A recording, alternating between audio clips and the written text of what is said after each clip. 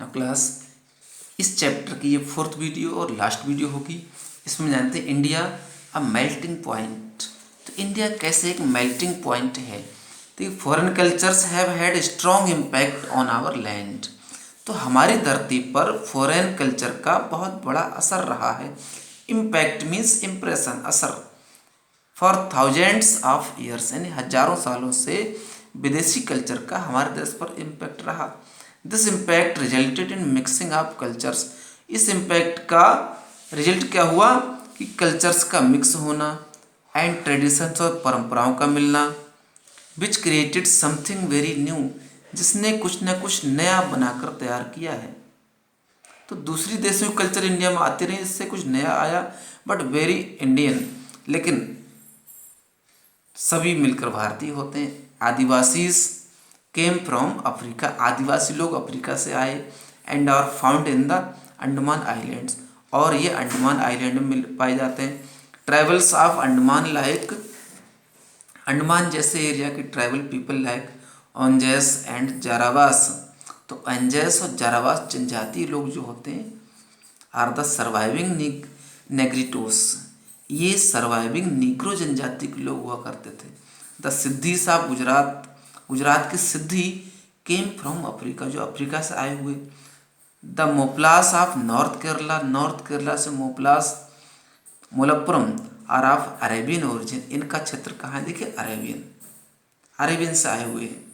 कोचीन या मालाबार ज्वेस ऑफ केरला, केरला के मालाबार कोस्ट पर रहने वाले ज्वेस लोग, यहूदी लोग। एंड पारसीज फ्रॉम पर्सिया, और पर्सिया से आने वाले, पर्सिया क्या है एक अरब देश, आने वाले पारसी लोग। Some other Indian community of foreign origin, विदेशी स्रोतों से लाई हुई कुछ दूसरी इंडियन कम्युनिटीज हैं।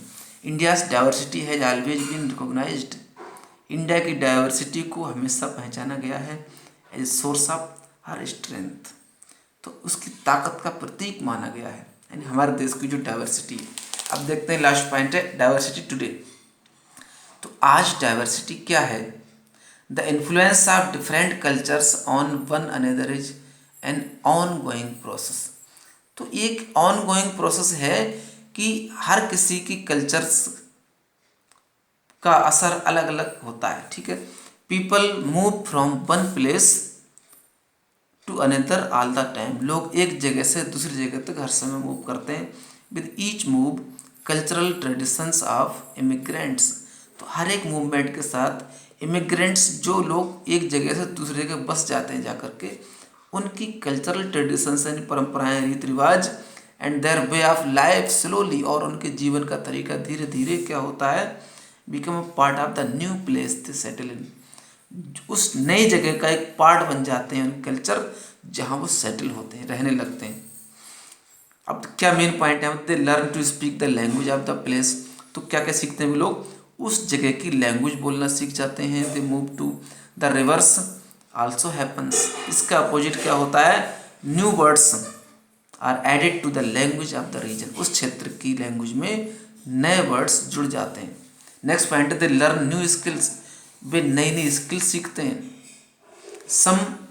Someone who had been a farmer in a village, कोई पर्सन जो गांव का किसान रहा होता है, may learn how to repair cars, वो सीख सकता है कि कार की रिपेयर कैसे की जाए।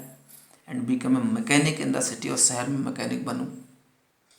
तो जहाँ लोग रहने लगे वहाँ की कल्चर लैंग्वेज अडॉप्ट कर लेते हैं और न्यू वर्ड्स ओरिजिन होते हैं। People from different cultural backgrounds, अलग अलग कल्चरल बैकग्राउंड के लोग, अलग अलग धर्म जाति के लोग में मैरी, शादी कर सकते हैं एंड हैव चिल्ड्रन टुगेदर, और उनके बच्चे भी होने लगे थे। तो ये दूसरी देशों के कल्चर का हमारे देश पर असर पड़ा, ठीक है।